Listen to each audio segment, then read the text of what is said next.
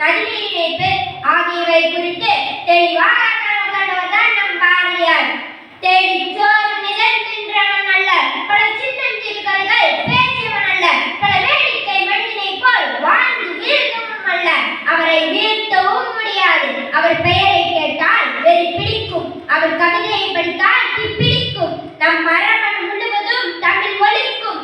எட்டய புறத்தில் விளைந்த ஒரு மகாகவி, தமிழ் தாய் பெற்றெடுத்த ஒரு மகா அவதாரம். தன் கவிதைகளால் சமுதாயத்திற்கு சாட்டேறி கொடுத்த ஒரு கதாநாயகன் சுப்பிரமணிய பாரதியார். கடலளவிற்கு கனவு கண்ட தகுதியான ஒரு முறை பற்றி சில நிமிடங்கள் மட்டும் கொடுத்து பேச சொன்னால் என்ன பேசுவது என்ற அர்த்தத்தில் ஊன்று இருக்கும் ஒரு தமிழ் மகனின் கவிதைகளை, அவன் வார்த்தைகளின் வித்தைகளை, இதையெல்லாம் பற்றி பேசினால் ஒரு நாள் கூட போதாது. இருந்தும் எனக்கு கொடுக்கப்பட்ட சில நிமிடங்களை பயன்படுத்தி பாரதி கண்ட கனவு இந்தியாவை பற்றி சில வரிகள் கூறுகிறேன். இன்று பல அரசியல் தலைவர்கள் விவாதிக்கும் ஒரே முக்கிய தலைப்பு நதிநீர் இணைப்பு.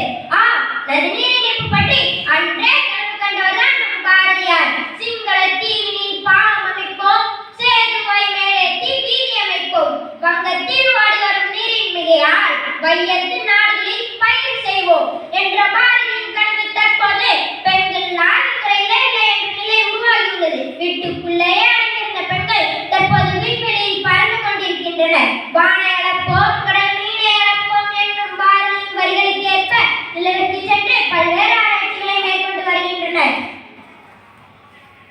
கங்கை நதி புறத்து கோதுமை பண்டம், காவிரி வெற்றிலைக்கு மாறுதோம் என்கிறார் பாரதி.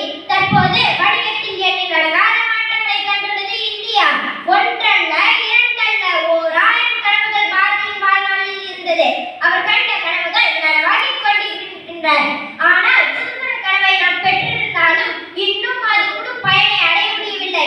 மேலும் நம் நாட்டின் அருமைகளையும் பெருமைகளையும் பெண்களின் விடுதலைக்காக அவர் பாடிய வீர உரைகள் மற்றும் ஜாதி மத பேதமின்றி ஆண்களும் பெண்களும் சரிநிகர் சமம் என்பதும், பிறப்பால் மொழியால் மதத்தால் நாம் வேறுபட்டாலும் நாம் அனைவரும் பாரத நாட்டைச் சேர்ந்தவர்கள் என்று கூறி, தனி ஒருவனுக்கு உணவில்லை என்றால் இந்த ஜகத்தினை அழிப்போம் என்று கூறும்போது பாரதி நம் நாட்டின் மீதும் மக்கள் மீதும் வைத்துள்ள அளவற்ற தேசபக்தி தெளிவாக புரிகிறது. மேலும் பெண்களை இழிவுபடுத்தக் கூடாது. காரணம், பெண்கள் நம் நாட்டின் கண்கள் என்ற கோட்பாட்டை மக்களுக்கு எடுத்துரைத்தவர் மகாகவி பாரதியார் என்பது குறிப்பிடத்தக்கது.